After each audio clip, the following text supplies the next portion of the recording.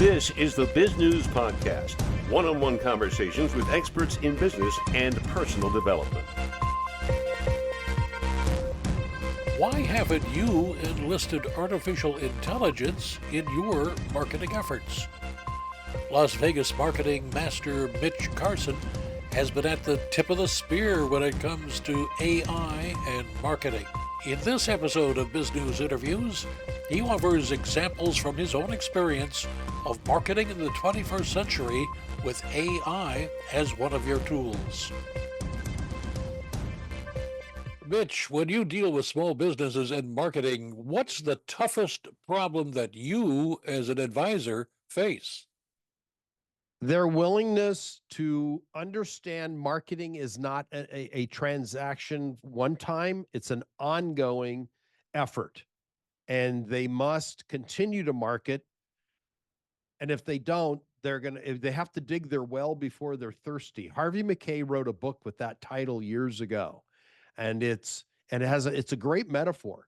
You've got to have all of your publicity in place on an ongoing basis, because at some point, the platform that you're using, like if you're dependent on Facebook only as your lead source, boy, are you exposed. If you're only using television, one particular channel coming from our respective worlds, Douglas, and if you are only getting your lead source from there, that's dangerous. I think it's important to have multiple streams of leads coming in. You know, How do you then reconcile that with a finite promotional budget most companies will have? test. I can't say that enough times in repetition. Test. If they are limited with their budget, find the one that gives you the best return on ad spend, which is your return on investment. What are you spending on ads? What are you spending, organically, let's say? And there are always costs to that. What are you spending, albeit your time or your ad spend, and then analyze. It's all based on analysis. How do you test for effectiveness? How does the business person know that whatever they're selling, service or object, has actually resulted that sale from their promotion? Well, for example, I produced events last year on ChatGPT here in Las Vegas. We were the very first to produce live events, educating people about the benefits of ChatGPT. And for every dollar we spent on advertising, we had $3.8 coming in from ticket sales. Now, why was that? Were we particularly great at writing copy? Was the offer great? In part, we can attribute some success to that. The reason we had a tremendous ROAS, return on ad spend, was because we were first. And it was unique. It was a heavily trending topic. Everybody wanted in on AI at that moment. People still do, but the category is now mature to a degree compared to what it was when it was brand new. It's now not new. It's a trending topic and will be for many years to come, I believe, much like the internet has continued to go up. But to fill a room today for an event, to fill your office with clients and or patients today, you have to be open to testing different mediums.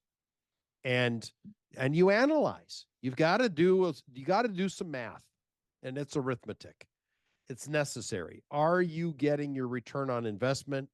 Are you getting your return on ad spend?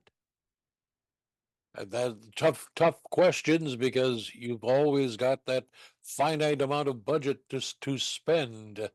But if ChatGPT is mature in a year, heavens above, what's coming down the pike next?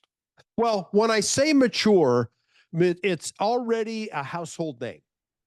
It was brand new and hot, much like, the iPhone was when it came to market. Now, it's the latest version that keeps coming up, but the discussion, everybody has an iPhone. Not everybody had ChatGPT when it came to market In November, will mark 2 years.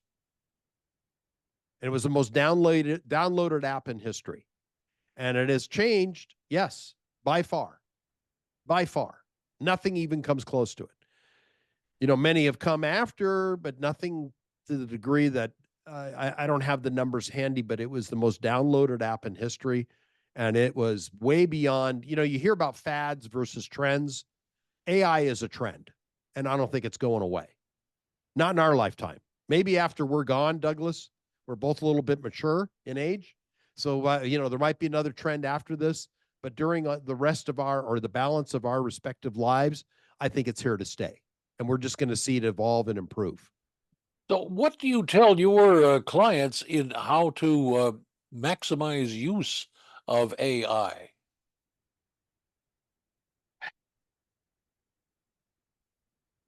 Look at reviews, see what applies to your business. ChatGPT is a good starting point because there are so many knockoff / improvements on it, if you consider it that, but the hybrids, there are resources out there every single day. I'm seeing plugins on Chrome. I'm seeing additions all the time using AI. I just got back from a podcast conference in Washington, D.C. AI was the buzzword. How do they integrate AI into everything? Buzzsprout talked about it. Many of the exhibitors were talking about, oh, it's our spin on AI. It's the necessary buzzword to be included in marketing. So we include the word AI, but how do we utilize it that will improve product or service for our potential customers? Well, I say it starts with ChatGPT. You run it through that. And then in some cases, if you are an art generating resource, there's Midjourney, there are lots. It's a great ideation tool. If you are in sales, there are AI bots that can help you. If you are in writing content, ChatGPT or Bard, and there are a lot of them in there. My God, all you have to do is input a Google search for AI writing tools, and you're going to get a plethora of options to choose from. And I use ChatGPT because it's the most well-recognized and seemingly one of the more mature, and I know you say mature just a year. I'm using that word gingerly. It is, let's say, developed. I'll not say mature. I'll say more developed in the whole spectrum. Do potential customers, recognize something that is AI generated as opposed to traditionally generated? The answer is Amazon has, and I just had this discussion 2 days ago with someone, that if you can just copy paste a book output using an AI resource, ChatGPT is just one. There are many that are coming out with that. If you don't say AI assisted, you might run into a challenge with Amazon. They may not publish it. I say it's a tool. One of the services I offer for certain individuals is assisting them with writing and publishing their books. One of the things they need to do is run it through a program called Grammarly. It helps DAI it. And you also have to use something. I'm going to shock you with my response here, Douglas. Are you ready? It's called using a human editor. Oh my gosh. I knew you'd be shocked. You showed me some teeth right there. That's amazing. It's using a human, HUMAN, to edit. And AI is simply a tool. It's a resource. You must swing the hammer. You must swing the hammer to knock the nail in. And that requires the human. You must edit in order for that book to be ready for publication. These are my opinions. There are people that go the cheat route, and they're only interested in quantity and speed versus quality. I like to have something, and I use AI every day, but I also use my brain, which I was gifted with, and it exists between my right ear and my left ear. And the AI is in that drawer down below, I guess. Somewhere. And I don't know, maybe it's in my brain now. I'm just not aware of it. Well, yes, we have to watch out for bots. They might take over one of these days, as all the science fiction would tell us. Right. Well, George Orwell was right. Yeah. Yeah, I guess he might be. 1984. Remember Yeah, 1984, the book? exactly correct. How did you, as an entrepreneur, manage to ride this? You're like riding a surfboard on a giant wave right now. Were you prepared for it? No, I was not prepared for it. It came and I embraced it. I think I became a user very quickly. I recognized early on this is going to be a game changer. So I produced the first live events that I'm aware of on the topic in America back a little over a year ago. Started with that, ran 4 major events that were quite profitable until they started to not be profitable. And then I got out because the return on ad spend was not what it was when I first started. The numbers started to decline.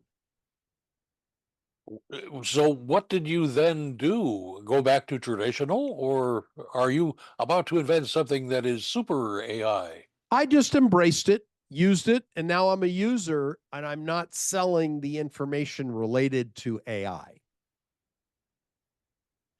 Tell our listeners and viewers where they can get more information about what you do. I suspect you have one of those old-fashioned websites. Oh my gosh, we're dating ourselves, and I use carrier pigeons, Douglas. If they're interested in learning more about some of my services, they can go to and set up an appointment with me. If they're interested in using to get on television, which we do, I'm a publicist here in Vegas. It's getinterviewedguaranteed.com/meet with Mitch. Getinterviewedguaranteed.com/meet with Mitch. And my radio days, I have to have 3 calls to action, Douglas. Getinterviewedguaranteed.com/meet with Mitch. That's where they can find me and benefit from some resources that I'll provide your listeners today. And you are in Las Vegas, Yes, what sir. might be the epicenter for all publicists, if it's not Los Angeles. How are you being so successful against all your competition? What is your secret? My uniqueness is I guarantee 4 network television interviews, 4 in 2 days, all getting them media prepared. As you know, being a television expert yourself with a deep background, you must be prepared to speak in sound bites, eliminating ums, ahs, right, like, all those annoying filler words to be ready for your 2.5 to 4 minute spot being interviewed by a show host on a network show. You cannot ramble and speak endlessly and talk about your cat pissing on the carpet. Okay. You've got to be on point. You know that with network television. You must be on point. Very different experience than radio and way different than being interviewed on a podcast. Podcasts, we tend to wander around just a little bit to try and find all those little roots of information. Yes, sir. Whereas in television, the clock is running. It is. And we better get on it quickly. Yes. Mitch, what advice would you like to add that we haven't talked about especially for small business? Take action endlessly.